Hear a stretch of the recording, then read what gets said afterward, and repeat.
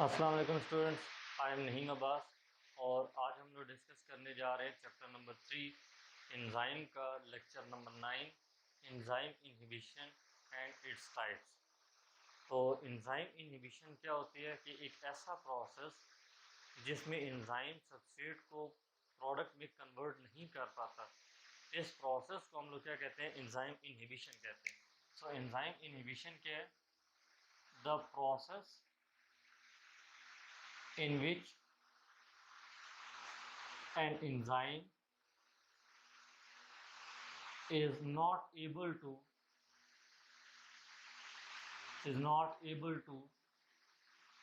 convert the substrate into product। सो एक ऐसा reaction जिसमें एंजाइम सबस्ट्रेट को प्रोडक्ट में कन्वर्ट नहीं कर पाता, इसे हम लोग क्या कहते हैं? एंजाइम इनहिबिशन कहते हैं। अब हम डिस्कस करते हैं कि वो ऐसी कौन सी चीज़ है जो एंजाइम को अलाउ नहीं करती कि वो सबस्ट्रेट को प्रोडक्ट में कन्वर्ट करे। तो वो वाली जो चीज़ है उसे हम लोग क्या कहते हैं? इनहिबिटर्स कहते हैं। इनहिबिटर्स क्या होते हैं?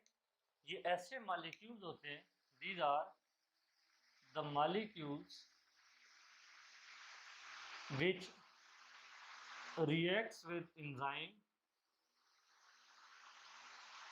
and do not allow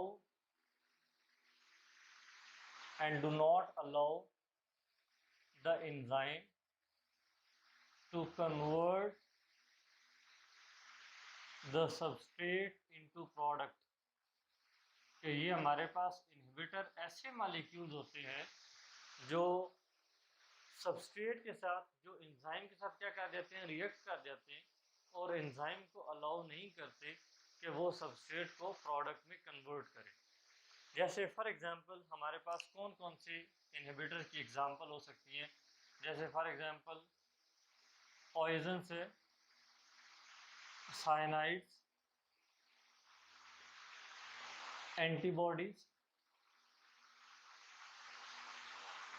anti metabolites,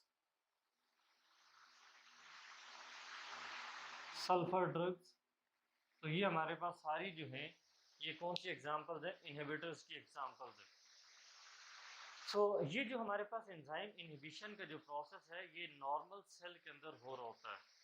इसमें बेसिकली क्या होता है कि एंजाइम की एक्टिविटीज़ को रेगुलेट किया जा रहा होता है। लेकिन अगर कोई एक्सटर्नल फैक्टर आके एंजाइम की इनहिबिशन कर देता है, तो फिर उस केस में वो वाली एंजाइम इनहिबिशन जो है वो लाइफ के लिए डेंजरस हो जाती है। तो अब हम डिस्कस करते हैं एंजाइम इनहिबिशन की types. So there are two types of enzyme inhibition. एक हमारे पास है कॉम्पिटिटिव एंजाइम इनहिबिशन और सेकंड हमारे पास है नॉन कॉम्पिटिटिव एंजाइम इनहिबिशन। वो इंशाल्लाह हम नेक्स्ट लेक्चर में डिस्कस करेंगे। तो इस लेक्चर के अंदर हम लोग पढ़ते हैं कि कॉम्पिटिटिव इनहिबिशन क्या होती है।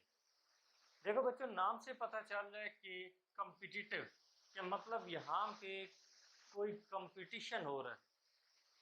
अब ये वाला जो कंपटीशन हो रहा है, ये किस किस के दरमियान हो रहा है? ये वाला कंपटीशन हो रहा है सबस्ट्रेट और इनहिबिटर के दरमियान। सो कॉम्पिटिटिव इनहिबिशन क्या है कि जिसमें क्या होता है कि there is a competition between the substrate and inhibitor. किस किस के दरमियान कंपटीशन और होता है? सबस्ट्रेट और इनहिबिटर के दरमियान कंपटीशन और होता है। अब हमें पता है कि जब भी कंपटीशन होता है तो वो किसी न किसी पर्पस के लिए होता है। तो यहाँ पे जो कंपटीशन हो रहा है सबस्ट्रेट और इनहिबिटर के दरमियान, वो इसलिए हो रहा है कि वो इन दोनों में से पहले कौन जाके एंजाइम की एक्टिव साइट के साथ बाइंड करेगा। So there is the competition between substrate and inhibitor for binding to the active site of enzyme. यहाँ पे जो कंपटीशन हो रहा है वो कंपटीशन हो रहा है कि पहले कौन जाके एंजाइम की एक्टिव साइट के साथ बाइंड करेगा। तो यहाँ पे आप लोगों ने एक चीज़ को नोट करना है कि यहाँ पे जो इनहिबिटर है वो एंजाइम की एक्टिव साइट के साथ ही जाके बाइंड करता है। नेक्स्ट, अब दोनों में से जो कंपटीशन होगा वो कौन जीतेगा? तो दोनों में से कंपटीशन वो वाला जीतेगा जिसकी कंसंट्रेशन ज़्यादा होगी। तो जिसकी कंसंट्रेशन ज़्यादा होगी वो एंजाइम की एक्टिव साइट के साथ जाके क्या करेगा? बाइंड करेगा। सो इन दिस केस मैंने क्या बताया कि there is the competition between substrate and inhibitor for binding to the active site of enzyme. So next हम लोग डिस्कस करते हैं कि इसमें से कंपटीशन कौन जीतेगा। So the level of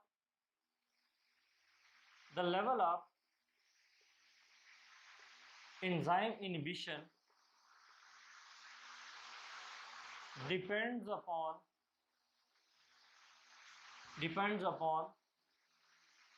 the relative concentration of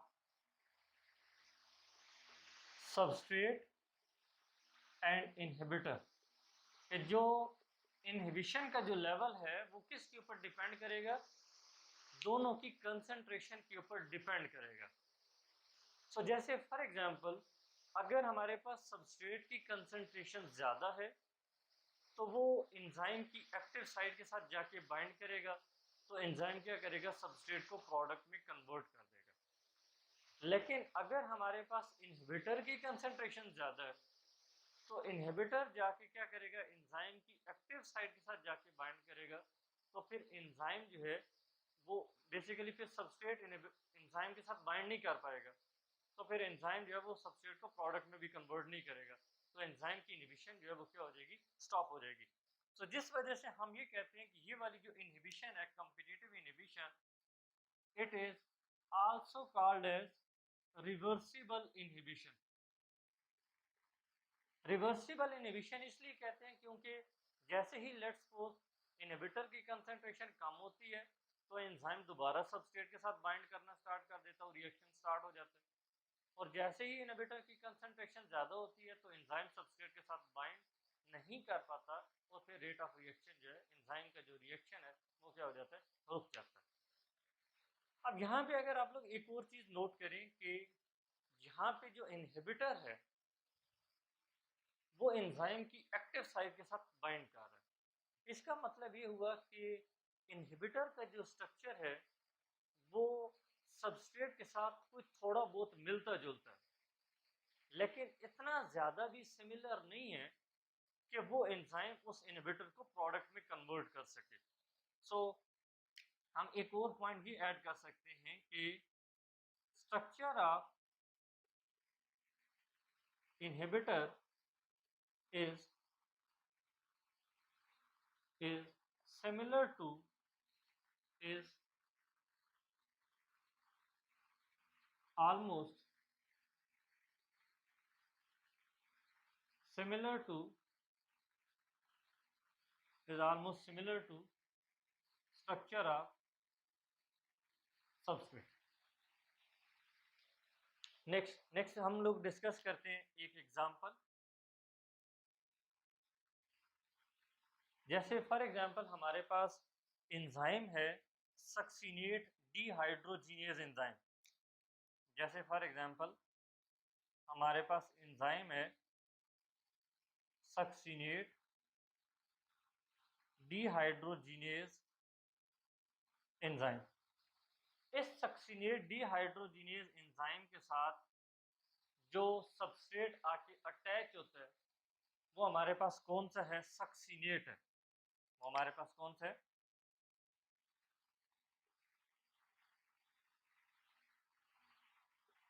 succinate है।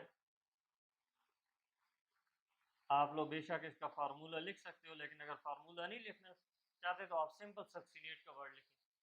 तो यहाँ पे ये वाला जो सक्सिनेट है ये हमारे पास क्या एक्ट करेगा? It will act as a substrate. तो एंजाइम जो है सक्सिनेट डिहाइड्रोजिनेज है, इसके साथ सक्सीनेट सबस्ट्रेट जब आके बाइंड करेगा तो क्या बनेगा, एंजाइम सबस्ट्रेट कॉम्प्लेक्स बनेगा। और फिर एंजाइम क्या करेगा, इस सबस्ट्रेट को किस में कन्वर्ट करेगा, फ्यूमारेट में कन्वर्ट करेगा। किस में कन्वर्ट करेगा, फ्यूमारेट में।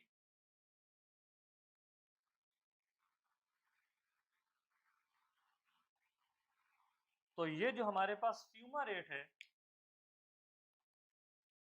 फ्यूमारेट, ये हमारे पास क्या होगा, प्रोडक्ट होगा। और ये वाला जो एंजाइम सक्सीनेट डिहाइड्रोजिनेज एंजाइम है, now it will be set free for the next reaction. अब लेट्स सपोज एंजाइम हमारे पास सेम यही है, सक्सीनेट डिहाइड्रोजिनेज एंजाइम है। तो इस सक्सीनेट डिहाइड्रोजिनेज एंजाइम के लिए जो हमारे पास इनहिबिटर है वो हमारे पास कौन सा है, मेलोनेट। वो हमारे पास कौन सा है, मेलोनेट इनहिबिटर है। तो यहाँ पे देखें कि मेलोनेट का जो स्ट्रक्चर है वो सक्सीनेट से मिलता जुलता है।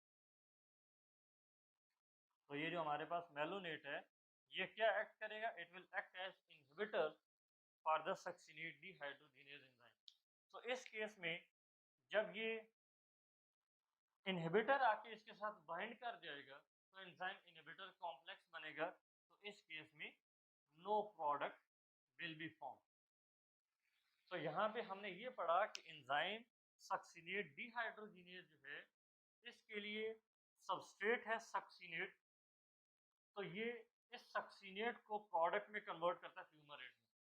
लेकिन अगर इनहिबिटर मेलोनेट आके इस एंजाइम के साथ बाइंड कर जाता है तो फिर प्रोडक्ट नहीं बनता।